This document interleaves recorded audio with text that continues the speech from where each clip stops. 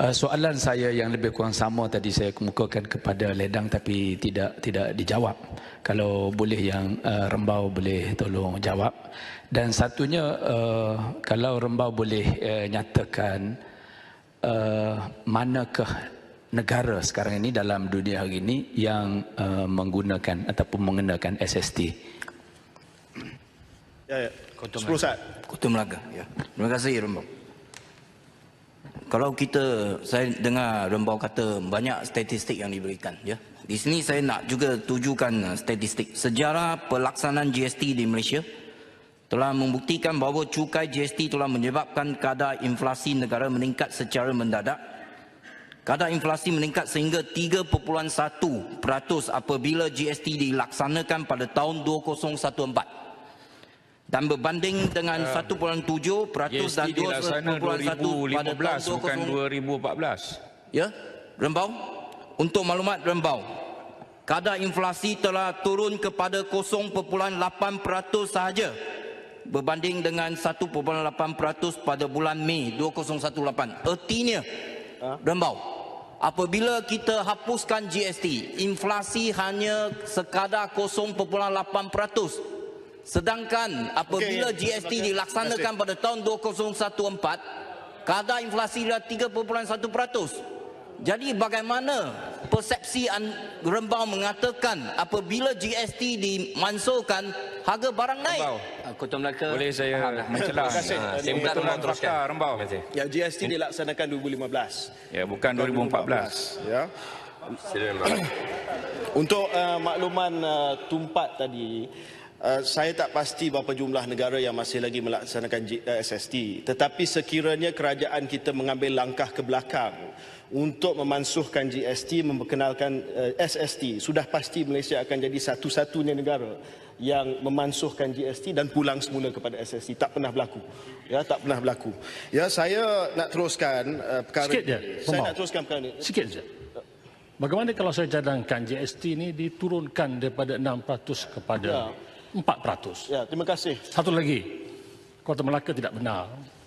Pakar-pakar ekonomi mengatakan bahawa inflation is the impetus of development.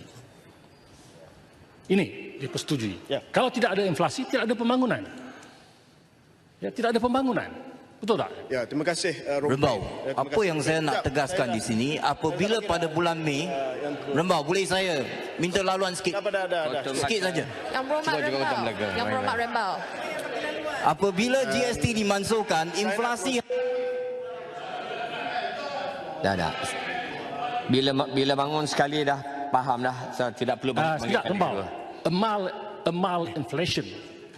Bukan inflation, amal inflation.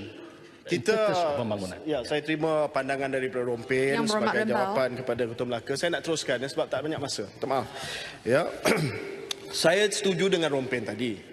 Cadangan saya dalam dewan ini adalah untuk kita tidak memperkenalkan semula SST, tetapi kita meletakkan kadar yang lebih rendah untuk GST. GST adalah sistem yang terbukti. Kalau tanya kepada mana-mana expert, pakar cukai, accountant dan sebagainya, mereka akui bahawa fairer, transparent tax system. Jadi saya minta supaya janji ini dimungkiri, kerajaan kaji pada kadar 6 dan 10% SST apakah pendapatan hasil kerajaan unjuran yang ada, dan letakkan kadar yang sama dengan GST. Kalau kadar itu 3%, letaklah 3%. Kalau kadar itu 4%, letaklah 4%. Janji hasil kutipan kerajaan itu sama.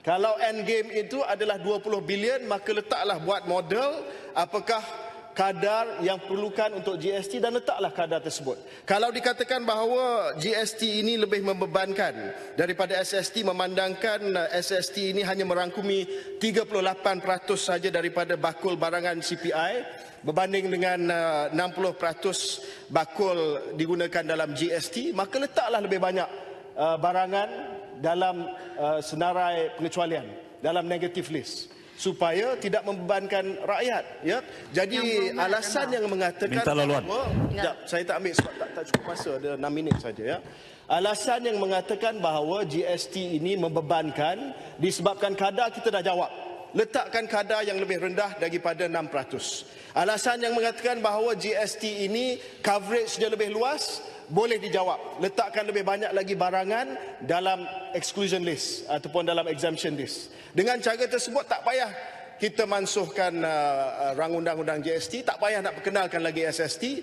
Bisnes dan juga pengusaha-pengusaha sudah pun ada sistem GST yang sedia ada, dan saya minta supaya kerajaan tidak ambil langkah yang populis disebabkan politik menidakkan dasar ekonomi dan sistem pencukaian yang lebih baik yang diakui oleh Menteri Kewangan sendiri sebagai sistem pencukaian yang lebih telus dan yang lebih adil. Itu yang pertama, ya. Promises are meant to be broken, break your promise on the GST. Yang kedua, saya nak sebut ada 5 minit lagi, saya minta maaf, ya. Atas semangat some promises can be broken. Yang kedua adalah berkenaan dengan penangguhan bayaran PTPTN sebelum bergaji RM4,000, ya. Ini adalah janji yang sangat popular di kalangan anak-anak muda. Isu PTPTN ini bukan hanya sebuah janji, tetapi ini adalah tentang masa depan pendidikan anak-anak muda Malaysia. Mekanisme yang bersesuaian, jumlah dana tabung PTPTN akan berkurangan apabila peminjam hanya perlu membayar semula selepas mencecah RM4,000. Baik, kita ambil statistik, ya. PTPTN memerlukan sekurang-kurangnya RM5 bilion setiap tahun untuk menampung pinjaman yang diberikan. Sepanjang 3 tahun yang lepas, jumlah bayaran balik yang dikutip semula oleh PTPTN adalah jauh kurang daripada jumlah yang diperlukan. Tahun 2015, jumlah kutipan 1.45 bilion. Tahun 2016, 3.43 bilion.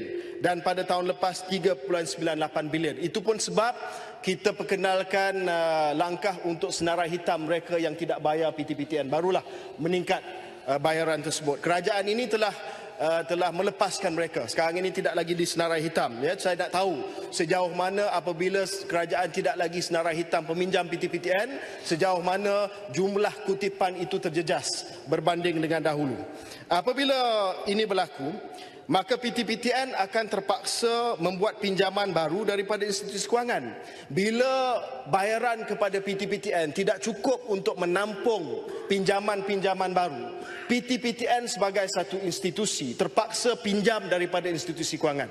Pinjaman yang dibuat oleh PTPTN daripada institusi kewangan dikenakan kadar faedah dalam 5 hingga 6%. Kita sedia maklum bahawa PTPTN memberi pinjaman kepada mahasiswa dan kenakan charge ujrah sebanyak 1%. Perbezaan tersebut, perbezaan cost of borrowing tersebut ditampung dan ditanggung oleh PTPTN. PTPTN itu adalah salah satu daripada contingent liability kerajaan, adalah salah satu daripada government guarantee kerajaan. Jadi apabila kita berkenalkan satu janji di mana tidak perlu bayar sehingga RM4,000, saya tanya kepada Menteri Pendidikan apakah unjuran berapa ramai yang tak boleh bayar dan kesan kewangan kepada PTPTN, tak dapat jawab. Dan apabila saya tanya berkenaan dengan kesan kewangan kepada PTPTN apabila terpaksa pinjam duit untuk memberi kepada peminjam-peminjam baru, belum lagi dikaji, maka ini sudah pasti merupakan janji yang akan memudaratkan masa depan negara kita, iaitu masa depan anak-anak muda yang ke universiti, yang ke college, yang nak minta pinjaman daripada PTPTN selepas ini.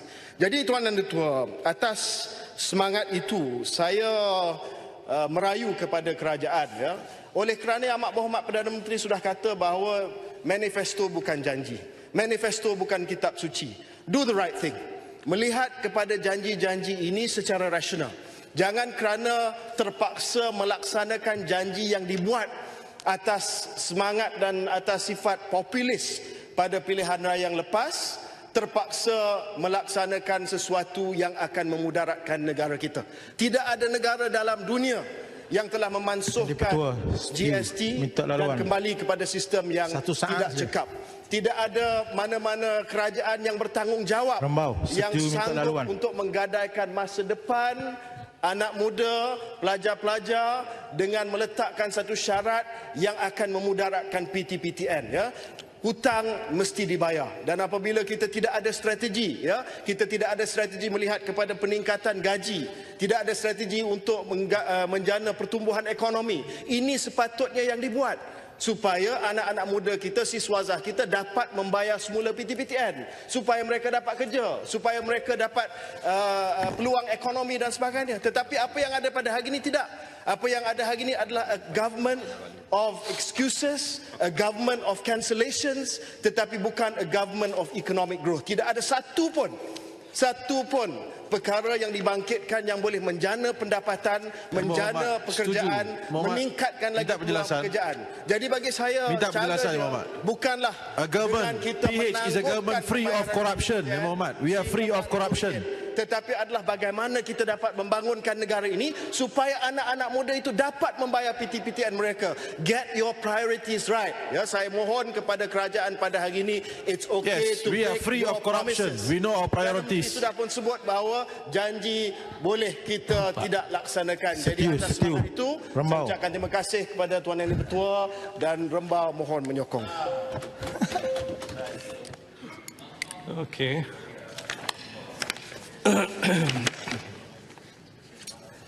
Untuk meneruskan perbahasan, saya persilakan Kota Kinabalu.